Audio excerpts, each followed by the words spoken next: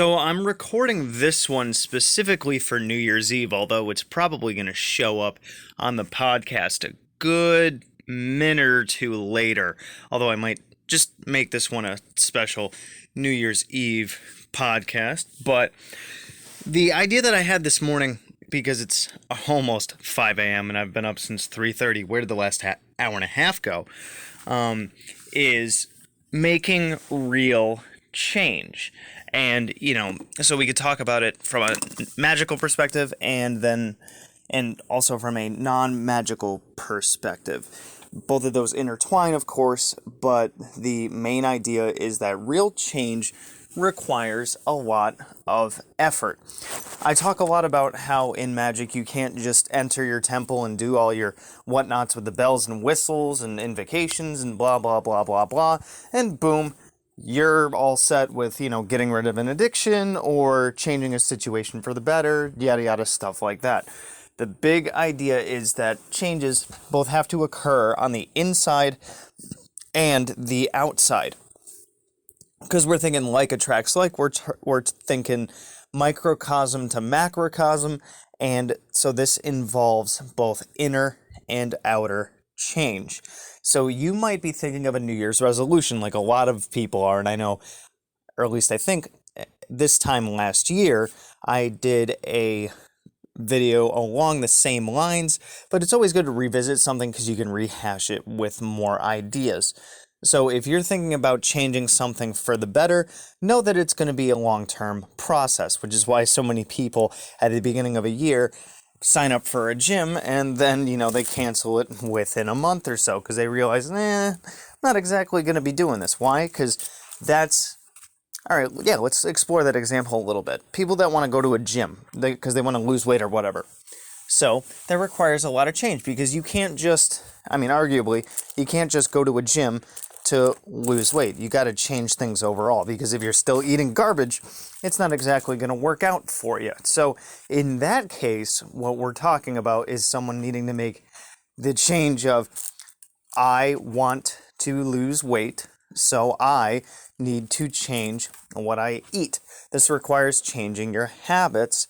So wrapping your head around the idea of this is no longer good for me, this is good for me instead, and having the willpower to push through that. And then you also have you have the inner willpower, the inner desire, the inner decision, the inner thought, and then the external decision of making different food and actually going to the gym. What we run into here is cognitive dissonance because you're trying to change your brain's programming, and the biggest problem with that is your brain doesn't exactly like change. Your brain is all about patterns. It's all about survival. It finds new things to be uncomfortable and, quite frankly, for new things to suck.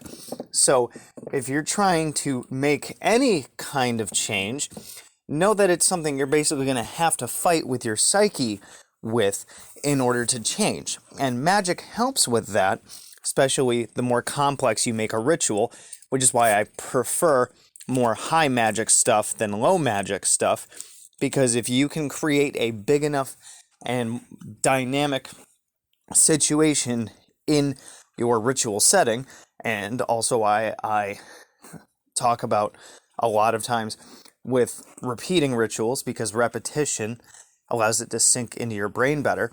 But the more that you create a big pomp and circumstance kind of performance in your ritual, the more it's going to bypass that logical thinking and go into your subconscious. Because a lot of our problems, like why I had a bunch of sweets I really shouldn't have eaten this morning, is your subconscious. A lot of times we are just driven by it. 90% of our decisions, arguably, I think, according to different studies, are subconscious. Now, had I fought with myself and actually really thought about it, I wouldn't have had the couple of fall party cakes that I had this morning. I've already had my daily dose of sugar within the hour and a half I've been awake. And now, what could I do about that?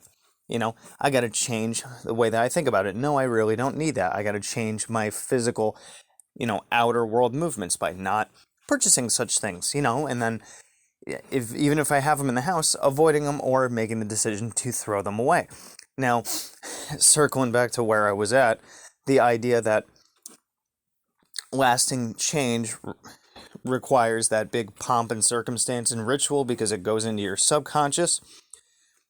When we're doing magic and ritual, the reason why we have like different pieces of clothing and all these representational objects is because it speaks more to our subconscious with the idea of symbolism and whatnot, to bypass the logical thinking of, I want to do X, so I'm going to do Y. And then, given that you've done this big, I guess you could call it a grand gesture to your subconscious, it picks up on that with the more complex and whatnot that it is, and then it's more easily written into your programming because your subconscious is going to remember all that emotional energy you raised and that entire situation you put yourself in, which then is hopefully going to guide your decisions. This is akin to the idea of having the magical energy behind something. Of course, this really goes along with what model of magic you believe in, but whether it's psychological or spiritual or, information or just energy model or what have you, they all work. You don't really have to prescribe to a particular model in order for you to have any lasting change. But so you have that cognitive dissonance that's going on that you then fight with repeated rituals, punching your subconscious with this idea of, I'm done with X, I want Y. I'm done with this, I want that. And then you can, and this is possible, although sometimes it's harder depending on the situation, and it may be more difficult than others, but you have the idea of, your subconscious might still be saying, I want to eat all of those sweets at 3:30 a.m. Then in the waking world, you force yourself as much as you can to avoid doing that thing that you no longer want to have happen. For me, it's eating sweets at 3:30 a.m. For you, it might be engaging with a negative person in your life or ending a bad habit or, pushing yourself towards a situation. It's all about what you do. So that's where acting in accord and planning what you're going to do comes in, which is why one of the best parts of rituals and magic that I figured out is making a plan for what to do after. Go to the drawing board. Step 1, step 2, step 3. Now that I have the energy behind me, how am I going to go out into the world and I'm going to make this thing happen? Because I know it can happen because I programmed my subconscious for it and I sent the energy out for it. So how can I make it happen? Step 1, step 2, step 3, goal. Step 1, create magic. Step 2, step 3, profit. The idea is, what is your step 2? You can't just make it work. That's why the underpants gnomes idea makes no sense. Hopefully you guys understood that reference. Anyway, this is one of my longer things that I've recorded both for the YouTube channel and the podcast, but hopefully you guys liked it. So please let me know, and good hunting. Thanks for checking out my video. If you want to learn more from me, I have a lot of classes on Udemy. You can find the links to a lot of those in the description. You can also find me on Facebook at Magickology YT. You can email me at priestofthenecro@gmail.com, and you can even check out my Instagram, which is Magickology. And good hunting.